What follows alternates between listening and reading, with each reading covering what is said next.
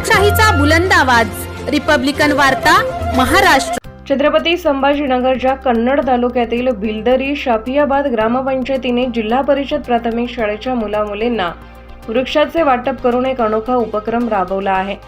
त्याचप्रमाणे विद्यार्थी व विद्यार्थिनींना वृक्षारोपणाबाबत योग्य प्रबोधनात्मक मार्गदर्शन करून ग्रामपंचायतीला वृक्षारोपण करण्यात आले। याबाबत अधिक माहिती अशी की कन्नड तालुक्यातील भिलदरी शाफियाबाद येथे जिल्हा परिषद शाळेत ग्रामपंचायतीने वृक्षारोपण कार्यक्रम घेण्यात आला। जिल्हा प्राथमिक शाळा या ठिकाणी विद्यार्थी यांच्या उपस्थितीमध्ये वृक्षारोपण करण्यात आले।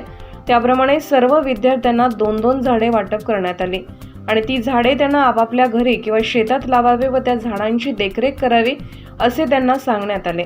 यावेळी सरपंच शोभाताई कोटवाळे, उपसरपंच विजय वैष्णव, सविता कायटे, जयलाल ब्रह्मणावंत, अश्विनी महेर, गीताताई घोटवाळ, राहुल तायडे, पूजा शेलार, वर्षा दवंगे, SV पवार ग्रामसेवक यांच्या हस्ते वृक्षारोपण करण्यात आले।